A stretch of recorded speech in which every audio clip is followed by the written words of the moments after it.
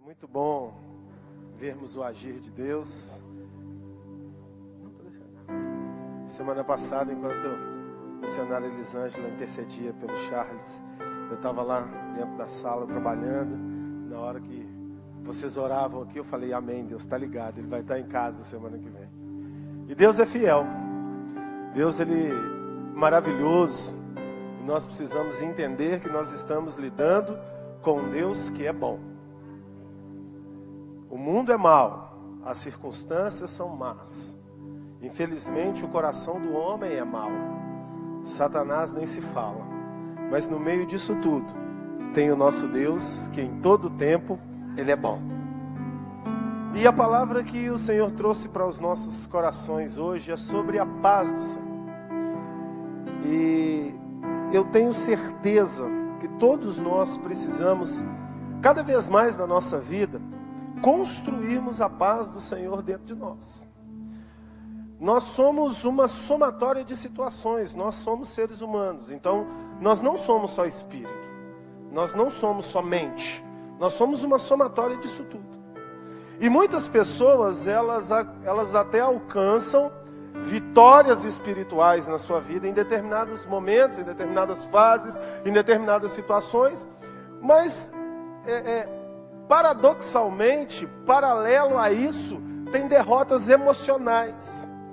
Alcançam grandes vitórias espirituais, oram e veem enfermos curados, oram e expulsam demônios, oram e veem milagres sobrenaturais acontecendo, mas aquele coração que passou por tudo isso, em um determinado momento da sua vida está sofrendo angústia, tristeza, decepção, medos, falências, angústias, crises existenciais.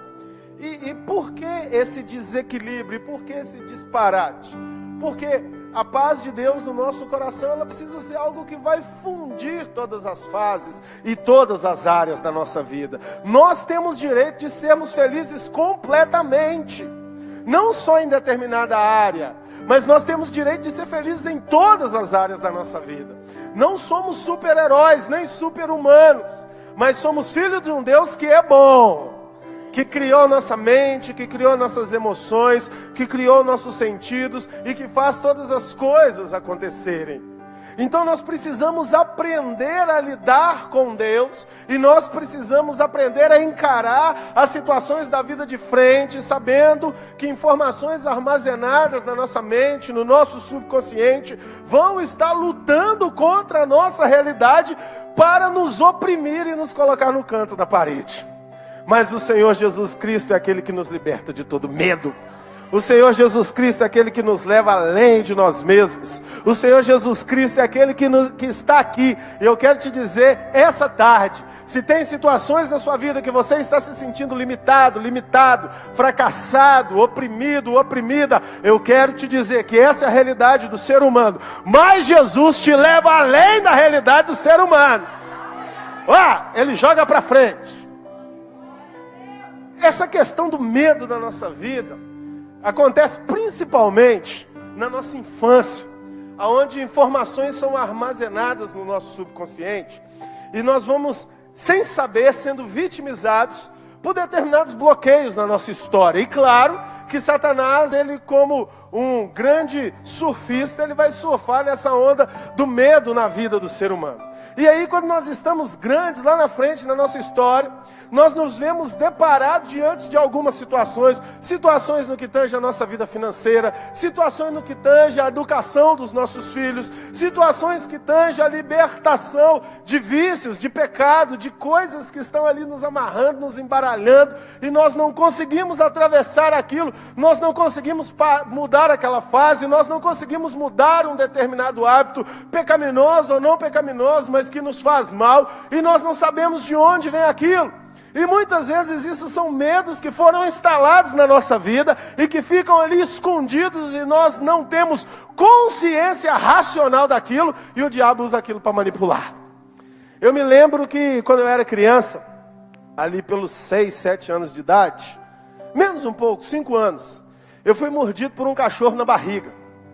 E eu estava chegando na casa de uma tia E aquele cachorro, ele sempre ficava preso. E aquele dia, ele soltou da coleira quando eu entrei. Ele veio e mordeu bem aqui no meu umbigo. E daquele dia para frente, eu desenvolvi um medo de cachorro. Só que eu não sabia que eu tinha esse medo de cachorro.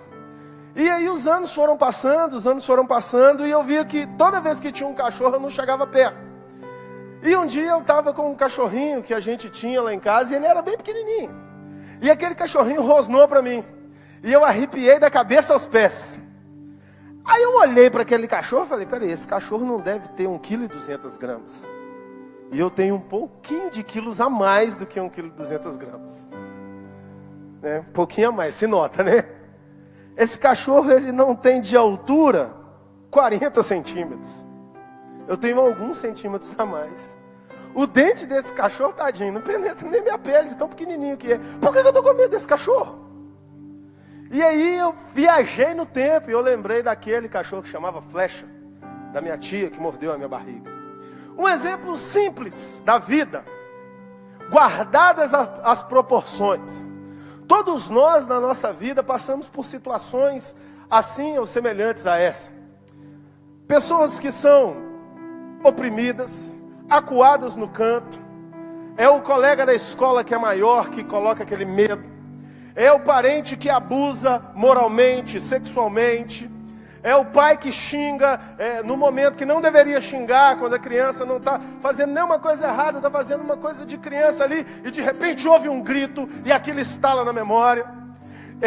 Eu estava também fazendo algumas avaliações e descobrindo uma coisa que gera um medo nas pessoas, crianças às vezes que passam por um processo de tratamento logo depois que nasceram.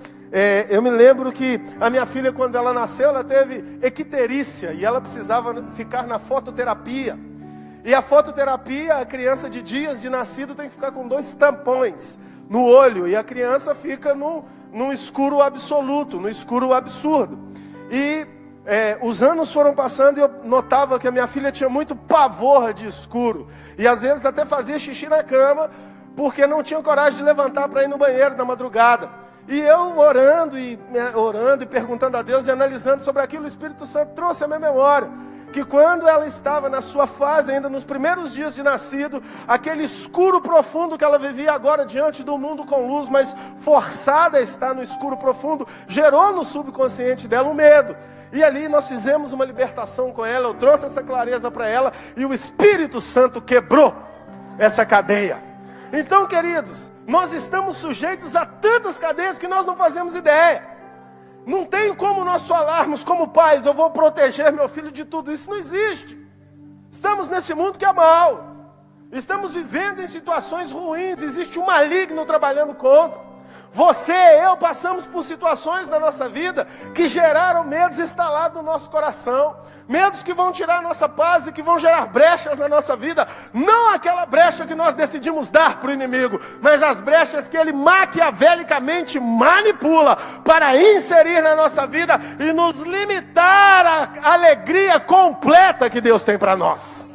E como mudar essa realidade?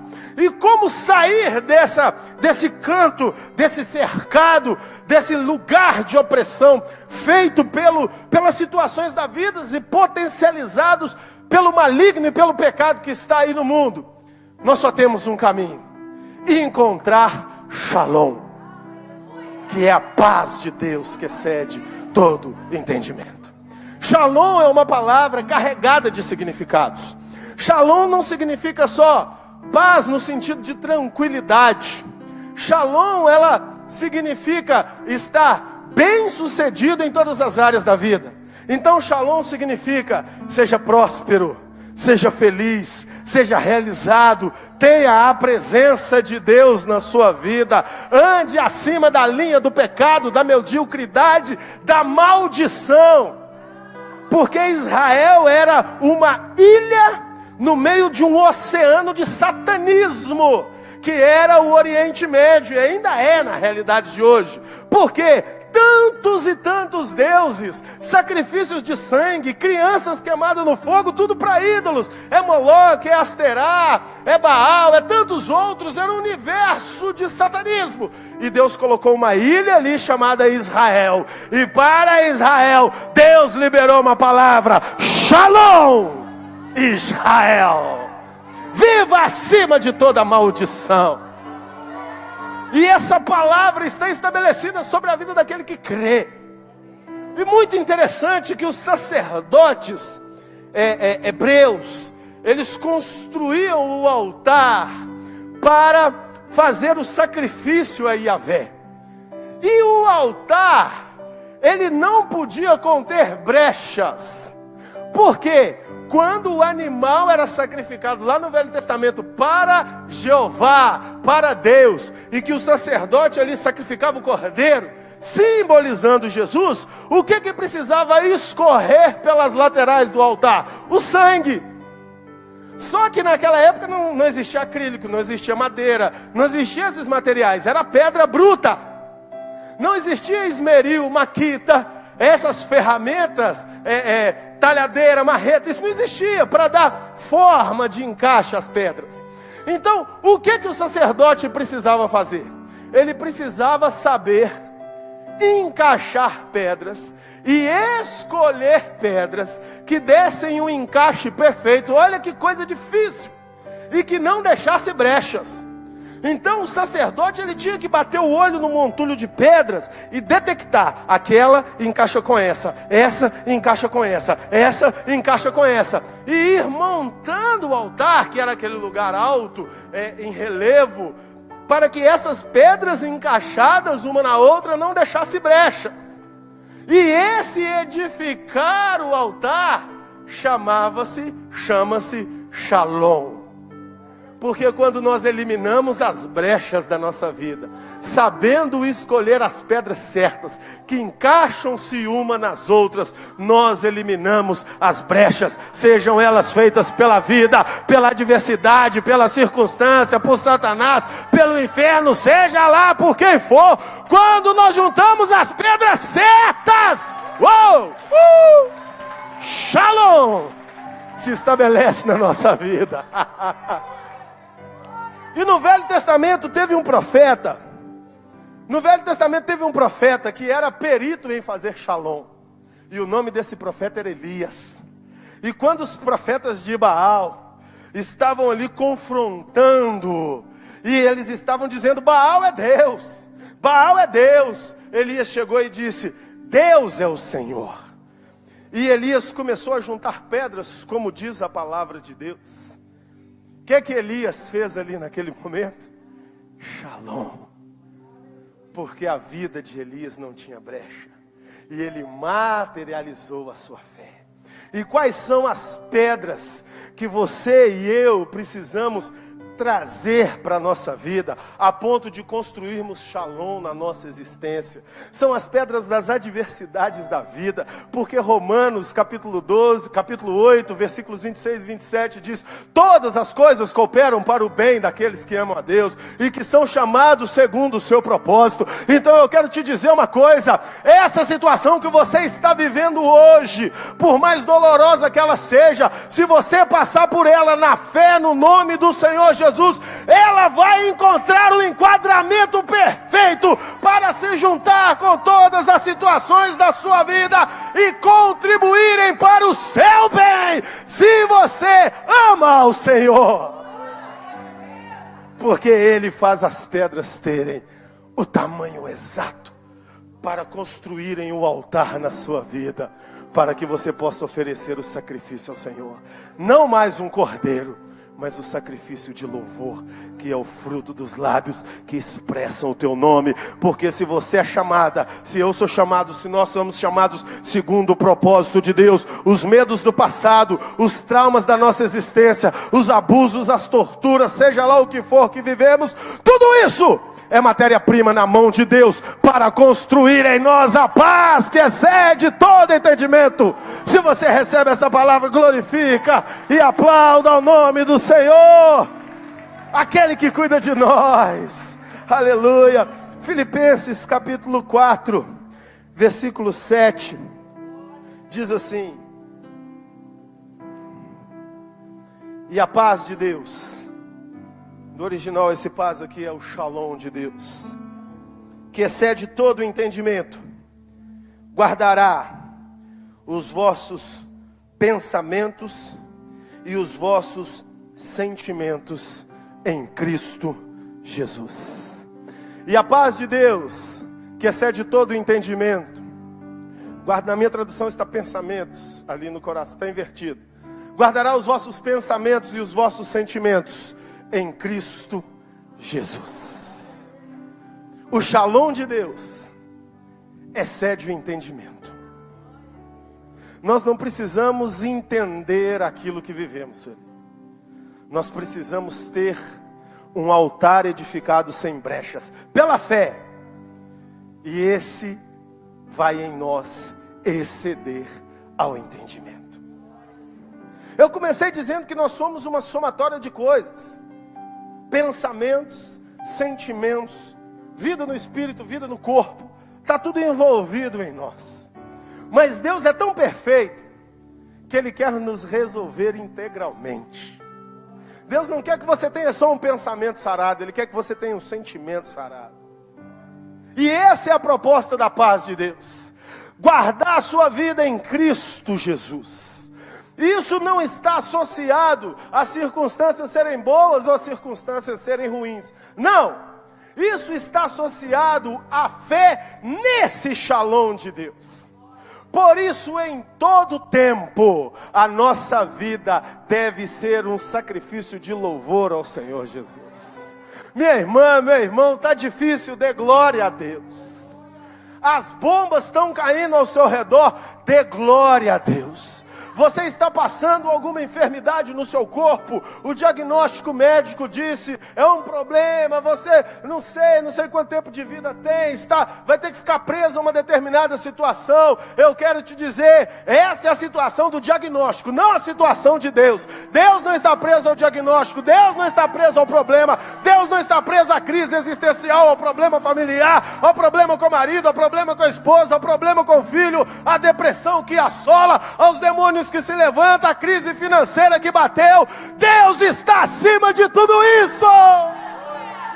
E a proposta dele é nos arrebatar para onde ele está. E esse arrebatamento arranca a angústia do seu coração. Arranca você do lugar da angústia. Arranca você da linha de opressão. Você só precisa crer no Senhor. Você só precisa viver shalom. Você só precisa edificar o seu altar. E aí você pergunta: quanto tempo eu gasto para edificar o meu altar, pastor? O que eu tenho que fazer para edificar o meu altar?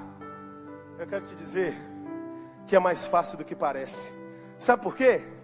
Quem tinha que fazer alguma coisa já fez, e não foi você. Foi Jesus lá na cruz do Calvário.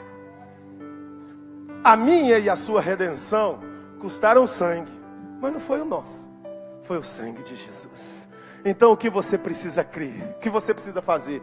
Crer integralmente que o sangue de Jesus te restaura agora. E se você recebe essa palavra, erga suas mãos e eu libero pela fé, pela voz profética, que o sangue de Jesus te restaura agora, porque Ele está nesse lugar.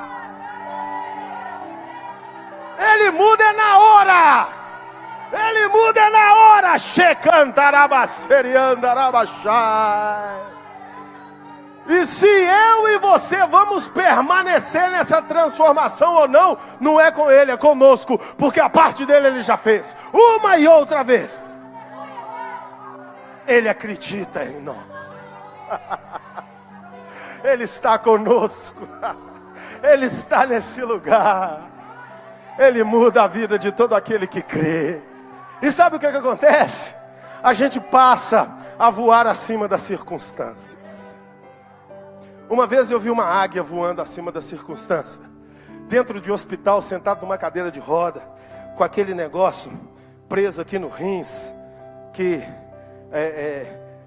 estava fazendo o tratamento lá no rins, aí tem umas perfurações assim na pele, bem agressiva a imagem. E era uma águia naquela cadeira. E eu entendi que era águia porque, embora o corpo daquele irmão estivesse naquela situação limitadora, a alma e o espírito dele estavam com Deus. E eu quero te dizer que o seu corpo é o último degrau na escala da sua fé. A ordem vem de cima. Você não vive de acordo com o que dita o seu corpo, você vive de acordo com o que dita a sua fé. E se você crê, a consequência vem para a sua vida. Está aí uma resposta muito clara da biologia. Hoje a neurociência tem liberado livros e livros dizendo o seguinte: todas as enfermidades, elas passam pelo processo da convicção do cérebro. E eles estão entendendo isso, a ciência, porque a fé já nos mostra isso. Mas a ciência já está entendendo que o cérebro governa todo o sistema imunológico do corpo. Até onde eles vão com essas pesquisas eu não sei, mas eu sei que isso é um indicativo da fé. Porque quando eu creio no Senhor Jesus, ainda que eu esteja cego, eu posso enxergar. E a Bíblia está aí para nos provar. Quando eu creio no Senhor Jesus, ainda que eu esteja paralítico, eu posso andar, basta eu crer. Então a ordem vem do Espírito para o corpo, e o corpo obedece o Espírito daquele que crê. Vem milagres. Então eu vi aquele homem ali num dia em que o médico tinha dado o diagnóstico que a minha mãe ia morrer. O médico falou: olha, dessa noite eu acredito que ela não passa. Bom, ela já passou algumas noites daquele dia, porque ela está com 82 anos. E aquele dia eu achava que ela ia morrer mesmo, o negócio estava feio. E aí eu fui para o telefone ligar para minha irmã, lá no Hospital Luxemburgo, em Belo Horizonte, para falar com a minha irmã: olha, prepara todo mundo, já começa a olhar a sepultura, era esse meu pensamento, bem pragmático, porque a mamãe morre, vai morrer. E ela estava mal lá no quarto, cheia de aparelho. E eu fui muito angustiado para aquele orelhão naquele hospital. Quando eu cheguei naquele orelhão, que eu vi aquela cadeira de roda. E o cara falava naquele telefone com, devia ser irmã, prima, alguma pessoa de muita intimidade. Ele falava: Ozinha. Mineiro chama muito os outros de Zinha, né? Ozinha, preocupa não, eu estou bem. Eu olhava para o quadro, eu falava: não conecta. Não tem a ver. Como é que esse cara pode falar que está bem? Jesus está cuidando da minha vida. Eu estou mais perto dele aqui do que eu estou quando eu estou em casa. Porque Jesus é minha vida, Jesus é minha salvação, Jesus é minha solução. Fique em paz, Zinha. Não chora não. Deixa Jesus consolar o seu coração. E eu falei: peraí, tem alguma coisa errada nesse negócio. Ele está consolando a Zinha. Porque embora o corpo esteja débil, o espírito está forte.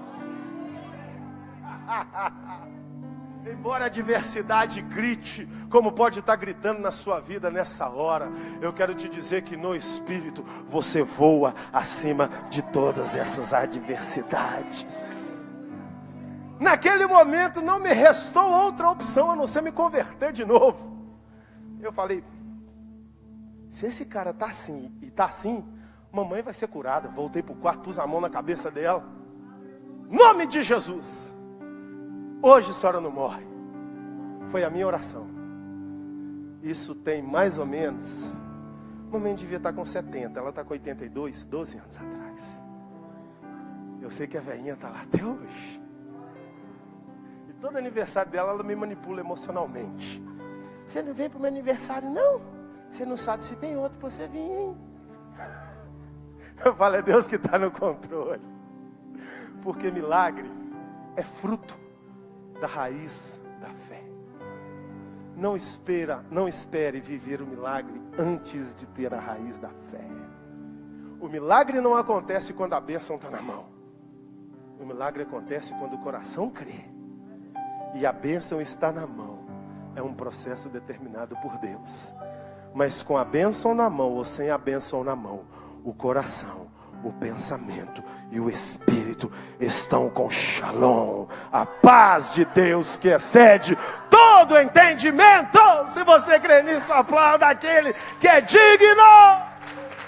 Aleluia.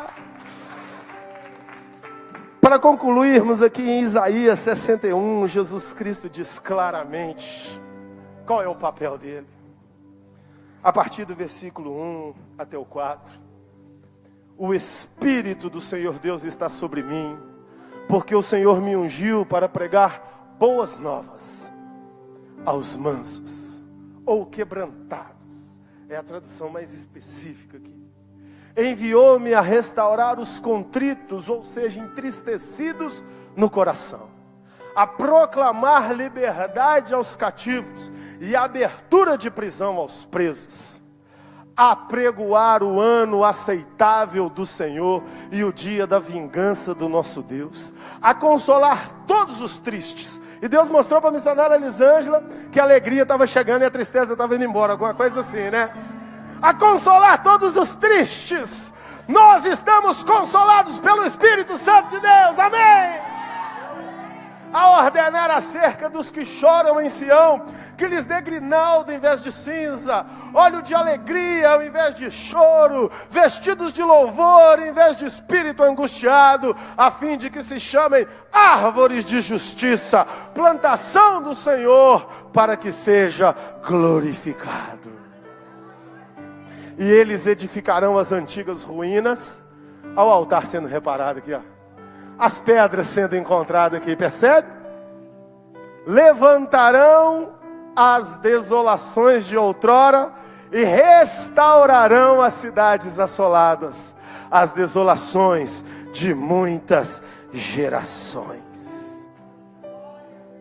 No começo eu falei que os medos vêm na nossa infância, passam de geração para geração, aquela destruição total que o pecado promoveu. O pecado foi o grande cataclisma da humanidade. Mas quando o Senhor Jesus prega boa nova para a gente entra no túnel do tempo, transforma a nossa vida, da nossa família, dos que estão, dos que virão e de todas as gerações. Porque seremos chamados árvore de justiça. Por que o profeta usou a palavra árvore de justiça? Pelo processo da frutificação. Primeiro raiz, depois fruto. Você já viu alguma árvore dar fruto antes de ter raiz? Por isso nós somos árvore. Haverá um tempo onde os frutos não serão materializados ainda. Não estarão visíveis, nem palpáveis. Mas eles já existirão, porque a raiz está plantada na terra. É só uma questão de tempo, até a flor brotar e o fruto se manifestar na sua vida. Não sei qual a sua crise, não sei qual é o seu problema, não sei qual a sua luta, mas eu quero te dizer que você já é uma árvore, você já tem raiz. Shalom está estabelecido sobre a sua vida, para exceder pensamentos e sentimentos. Fique em paz, tem expectativa, a cura vem. Eu afirmo isso em nome de Jesus. A provisão financeira vem, a solução do conflito vem, a transformação da sua vida vem. Porque a raiz já está lançada na terra. E depois que a raiz está na terra, o fruto é inevitável. O seu milagre já aconteceu pela fé, no nome de Jesus. Se você crê nisso, se coloque de pé, aplaudindo e glorificando aquele que é digno. Aleluia, aleluia, aleluia. Feche seus olhos nesse momento. Recantarabá, choriandalabá, seriandalabá. Espírito Santo, nós te adoramos. Espírito Santo, nós te bendizemos. Como eu creio no milagre das suas filhas e dos teus filhos que estão aqui nessa tarde. Como eu creio, como nós cremos. Não é porque nós temos a capacidade em nós, mas é porque a paz do Senhor excede o nosso entendimento. E com excesso ao nosso entendimento, nós cremos pelos olhos da fé que o nosso milagre já chegou. Tomamos posse pela fé de toda a bênção liberada para nós. Tomamos posse pela fé de toda a vitória liberada para nós. Porque é a paz do Senhor, o shalom do Senhor que está estabelecido sobre a nossa vida nessa hora. E eu libero esse decreto profético, que todos os nossos corações saiam daqui hoje estabelecidos no nome de Jesus. Glória a Deus, aleluia, o Senhor é fiel. Nesse momento eu quero que você, se trouxe a fotografia para oração, se você tem algum documento, você vai colocar ali, entrega, né? Se você não trouxe, suspende aí que a intercessora vai pegar e colocar ali seu pedido de oração.